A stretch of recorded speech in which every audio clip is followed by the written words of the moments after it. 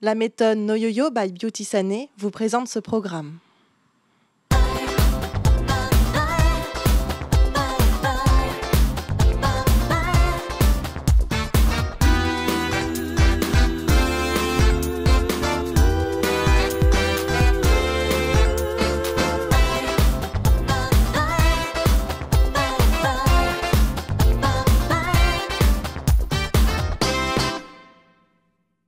Bonjour à tous et bienvenue dans Des régimes et moi, la première émission où nos invités parlent sans complexe de poids, de régime et d'alimentation. 4e volet de notre semaine santé, toujours en compagnie de notre humoriste Olivia Moore. Et aujourd'hui, nous allons nous plonger dans son enfance culinaire.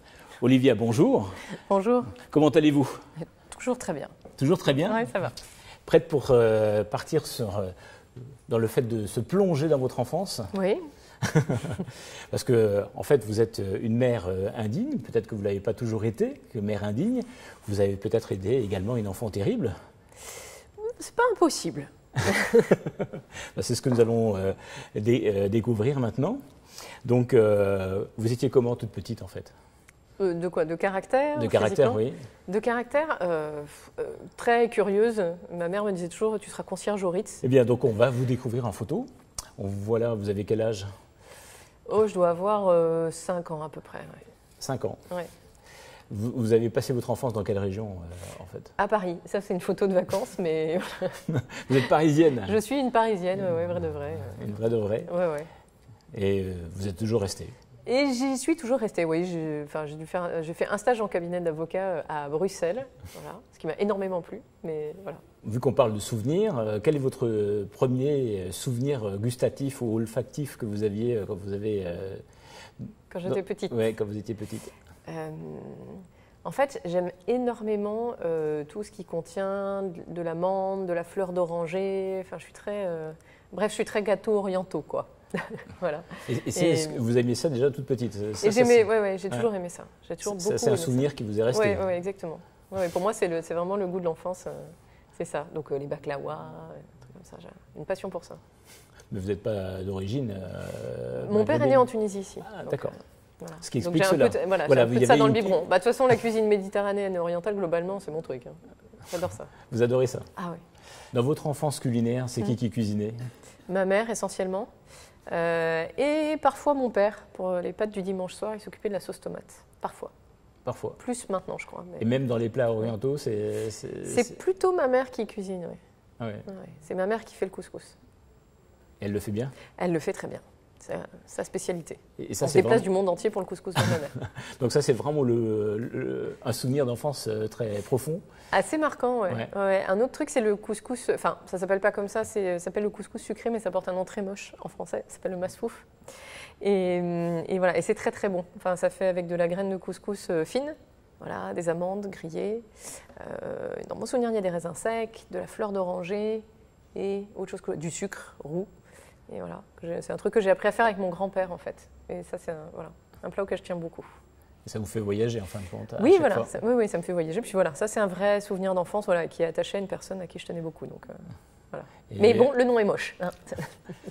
C'est comme ça. Justement, vous donniez un coup de main à votre grand-père quand il faisait ce plat? C'est lui qui me l'a appris en fait. Ouais. Donc, c'est lui qui m'a montré comment on faisait. Donc oui, je donnais un coup de main, voilà, surtout pour apprendre à le faire en fait. Quel est le plat que vous avez fait, le premier plat que vous avez préparé toute seule? Je pense que c'est des crêpes. Des crêpes? Ouais. Vous avez quel âge? À mon avis, une petite dizaine d'années. On a dans le bouquin des recettes faciles de Françoise Bernard. D'accord. Voilà. Merci Françoise Bernard. Donc vous-même, vous avez lu la recette, vous avez commencé à vouloir préparer toute seule la recette? En fait, j'ai un rapport très particulier à la recette. C'est-à-dire je lis la recette un peu comme on lit un livre, et après je me fais mon idée sur le truc. C'est-à-dire qu'en gros, je la fais une fois correctement, et après je fais à mon idée. C'est comme ma recette de gâteau au chocolat, je l'adapte, c'est adapté. C'est Hélène Darroze, je crois, qui avait donné une recette dans un magazine, et puis maintenant je fais un peu à ma façon, quoi. Donc systématiquement, vous prenez des recettes existantes et puis vous les revisitez en quelque sorte pour les faire vraiment en fonction de vos goûts ou de la matière première que vous avez chez vous? Les deux, en général, parce que comme je ne suis pas hyper organisée, voilà. Oh, on n'a pas de sucre blanc, bon, on va faire du sucre roux. Oui, voilà. bon, on n'a pas de farine, bon, on va mettre de la noisette. Enfin, voilà. Donc, parfois, ça rate. C'est l'inconvénient. Mais bon, mais personne n'ose le dire parce que voilà. Il n'y a que ceux qui font rien qui font pas de bêtises, comme je dis toujours. C'est vrai. Vous avez des échecs cuisants en cuisine? Oh oui, bien sûr, oui. Bah, j'ai des échecs cuisants parce que trop cuits. J'ai des trucs brûlés en dessous, brûlés au-dessus, brûlés au milieu. Oui, comme tout le monde. Oublié. Oublié, oui, ça c'est un truc que je fais très bien parce que j'ai un rapport au temps un peu extensible, vous voyez. Donc je pense que je vais réussir à tout caser dans un temps défini, en fait, pas du tout. Voilà, donc oui, je rate des trucs très bien.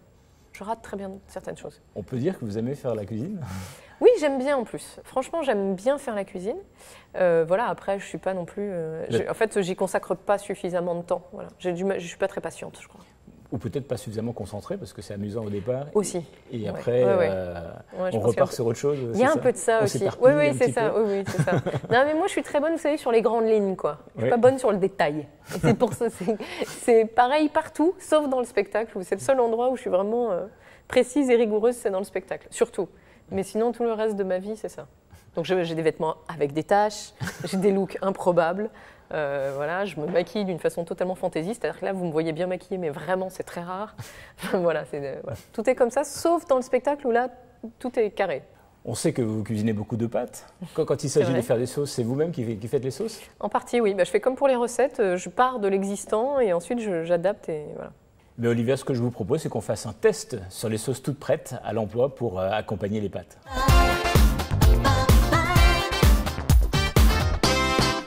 Eh bien, Olivia, nous avons ici 4 sauces toutes prêtes pour les pâtes. Donc la sauce au pesto, la sauce aux 4 fromages, la sauce bolognaise et puis la sauce tomate basilic.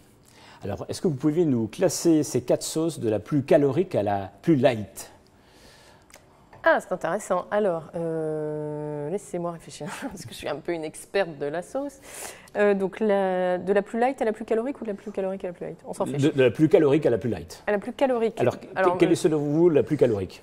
J'hésite entre la 4 fromages et la pesto, mais, parce qu'il y a quand même pas mal d'huile dans la pesto. Mais bon, on va dire la plus calorique, la 4 fromages, pesto, bolognaise et tomate basilic. Eh bien, Olivia, contrairement à ce que vous avez dit, c'est la sauce pesto qui est en tête du palmarès de la sauce la plus calorique. Vous avez hésité d'ailleurs. Oui, tout à fait. Je le tenais à le rappeler. Merci. Non, parce que bon, j'ai un standing à tenir quand même. Absolument, donc j'essaye de rattraper le coup du mieux que je peux. Donc effectivement, sauce pesto, en tête du palmarès, 500 kilocalories pour 100 grammes. Alors vient en deuxième position la 4 fromages. Là aussi, on est dans une sauce un peu plus calorique que les deux autres, vu qu'on est à 120 calories pour 100 grammes.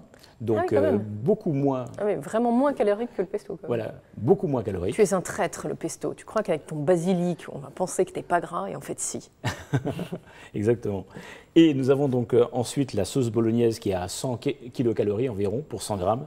Et puis en dernier, donc la sauce la plus light, la sauce tomate basilic, telle que vous l'aviez découverte. Donc au moins en basse calorie, vous êtes tout à fait dans le vrai. Exactement. Donc vous hésitez sur les sauces à haute calorie, c'est-à-dire que vous les utilisez jamais, n'est-ce pas? Non, je les utilise pas. En fait, je mets parfois une pointe mais parce que je fais mon mix de sauces, en fait. J'utilise jamais une sauce industrielle telle quelle, donc... parce que bon, voilà, je me respecte quand même. Non, en fait, je mets parfois une pointe de pesto dans une tomate basilic de base, mais peu. Pour donner un peu de goût. Oui, pour apporter un peu le goût de l'ail et du basilic, mais c'est si je n'ai pas d'ail et de basilic chez moi. Mais sinon, vous avez une recette à nous communiquer de sauces que vous faites régulièrement? Oui, tout à fait. Non, mais moi, j'ai un détail très glamour sur ma vie culinaire, c'est que je suis une grande fan d'ail et d'oignon, donc j'en colle absolument partout, donc à commencer par la sauce tomate. Voilà. Donc je fais d'abord revenir de l'ail et de l'oignon dans l'huile d'olive, et ensuite, éventuellement, j'utilise de la sauce industrielle. Et je rajoute des herbes de Provence, mais en général, j'utilise du concentré de tomates, des tomates, vous savez, ou des vraies tomates ou des tomates en boîte. Voilà. Des pelures de tomates. Oui, exactement. Voilà. Et un peu voilà. Après, sel, poivre, un peu de sucre de canne, un peu de vinaigre balsamique. C'est quand même sympa. C'est pas désagréable. D'ailleurs, ça me donne assez faim, ce truc. On a prévu les pâtes qui vont avec ou pas, ou c'est comment ça se passe? Eh bien, on va pouvoir les goûter après. Il suffit de les chauffer, mais bon, les lumières avec les sont spots, à mon avis, ça fait le boulot. Hein. Regardez, ça bout. Il y a des bulles déjà. Eh bien, Olivia, Des régimes et moi est terminé pour aujourd'hui. Merci pour toutes ces révélations. On va se retrouver demain pour parler d'exercice physique. Et comme à chaque fois, nous allons donc terminer cette émission avec le conseil bien-être du jour. Selon une étude réalisée aux Pays-Bas, l'optimisme permet de vivre plus longtemps car cela agit sur le système cardiovasculaire. Je vous souhaite une journée remplie d'optimisme et à demain.